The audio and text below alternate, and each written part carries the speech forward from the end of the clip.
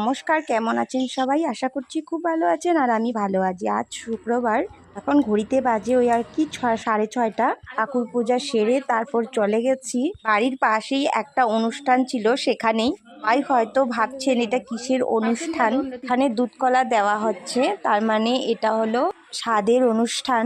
আমাদের কিন্তু বাঙালির অনেক নিয়ম আছে। ধান দুব্বা দিয়ে সুন্দর করে আশীর্বাদ দিচ্ছে। তারপর সবাই এক এক করে সবাই আশীর্বাদ দিল। আশীর্বাদ দেওয়ার পর এবার খাওয়া হবে চষি। এটা কিন্তু মাস্ট ইম্পর্টেন্ট আমাদের স্বাদের অনুষ্ঠানে, এই জিনিসটা কিন্তু দেয়। আমরা এই যে 5 জন মিলে তুলসীর মালা আর নানা ধরনের নিয়ম করছি, একটু হাসি ধামালি করা হচ্ছে। এবার চষি দেওয়া হবে। চষি হচ্ছে আমাদের স্বাদের অনুষ্ঠানে এটা মাস্ট ইম্পর্টেন্ট, এটা দিতেই হয়। চষিটা চাউলের গুঁড়ো দিয়ে বানানো হয়। তো এই যে বসে পড়েছে এবার চষি খেতে, এটাই মাস্ট ইম্পর্টেন্ট, খাবার থেকে বেশি ইম্পর্টেন্ট চষিটা। এবার চষি খেয়ে নিয়েছে, তারপর দেওয়া হচ্ছে ভাত। এবার ভাত খাবে।